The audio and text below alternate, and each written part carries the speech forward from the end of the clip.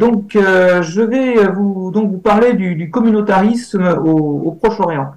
Le communautarisme au Proche-Orient, c'est un sujet qui est passionnant et en même temps controversé, mais qui est, à mon sens, indispensable pour comprendre justement cet espace. Cet espace, bon voilà, qu'on définit comme un espace compliqué, mais non, c'est pas vrai. Le Proche-Orient n'est pas plus compliqué que n'importe quelle autre région du monde. Elle paraît compliquée parce que, en fait, elle est proche de nous.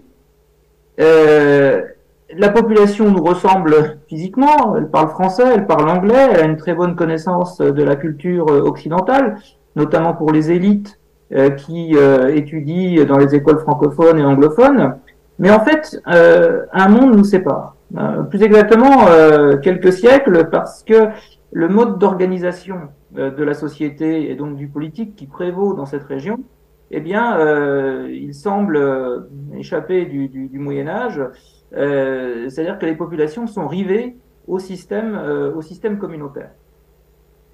Le meilleur exemple pour moi de ce fossé culturel qui existe, il s'incorne dans la personnalité de beaucoup de politiciens libanais parfaitement francophones, tels Walid Jumblat. Alors, Walid Jumblat, sans doute le connaissez-vous, hein, c'est un chef druze, le chef du Parti socialiste progressiste, membre du Parlement libanais, qui a été plusieurs fois ministre. Là, vous le voyez en compagnie de Ségolène Royal. C'est une photo de 2006 lorsqu'elle était venue en voyage officiel au Liban. Et son interlocuteur privilégié, c'était Walid Jumblat, parce que le Parti socialiste progressiste de Walid Jumblat est membre de l'Internationale socialiste, donc comme le PS français, ce qui crée des liens évidemment avec les politiciens socialistes européens. Et Monsieur Jumblat, parfaitement francophone, il a étudié au collège des Jésuites de Notre-Dame de Jamour à Beyrouth. En fait, il ne cesse de réclamer l'abolition du communautarisme au Liban, un État véritablement laïque. Pendant la guerre civile, il était allié de l'Union soviétique, ils étaient alliés aussi d'Hafez el-Assad.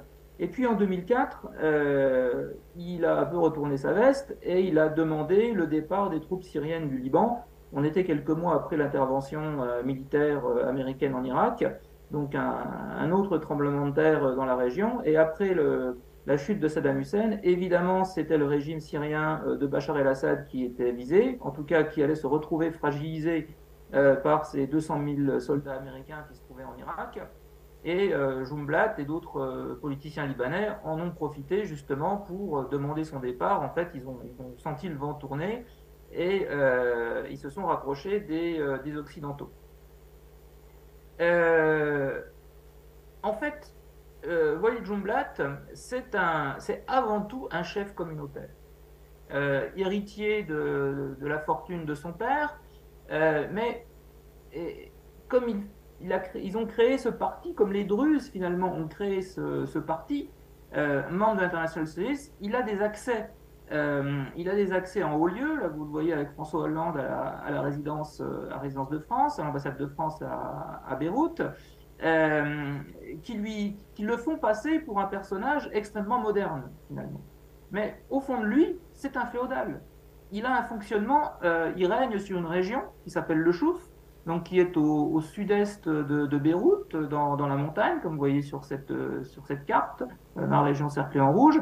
Un petit zoom sur cette région. Donc on est dans une région entre 500 et 2000 mètres d'altitude pour le plus haut. Pendant la guerre civile, il y avait beaucoup de chrétiens dans la région qui étaient mélangés avec les Druzes, notamment Der El Kamal. Et puis bon, avec la guerre civile, les Druzes ont chassé les chrétiens de cette région. Ils sont un petit peu revenus après la guerre, mais il y a quand même une épuration ethnique qui s'est faite grâce aux miliciens druzes de Walid Jumblat. Donc, à l'international, il va paraître comme un leader progressiste, laïque, etc. Mais au Liban, c'est un chef communautaire, c'est un chef féodal. Ici, vous avez une carte simplifiée de la répartition des communautés au Liban. J'ai simplifié parce que dans la réalité, c'est une véritable mosaïque. Mais enfin, Là, on voit où se trouvent les principales communautés. En bleu, donc vous avez les chrétiens. Alors, j'ai pas fait la distinction entre maronite, grec catholique et autres parce que sinon ça serait trop compliqué. En orange, donc vous avez le territoire druze.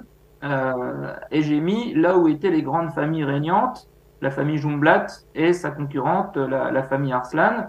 En vert foncé, les zones chiites et en vert pâle, les zones sunnites. Bon, après, il faudrait faire des zooms aussi sur les villes. On verra l'exemple de Beyrouth parce que là aussi, vous avez une fragmentation du territoire en ville, une communautarisation du territoire qui est en ville.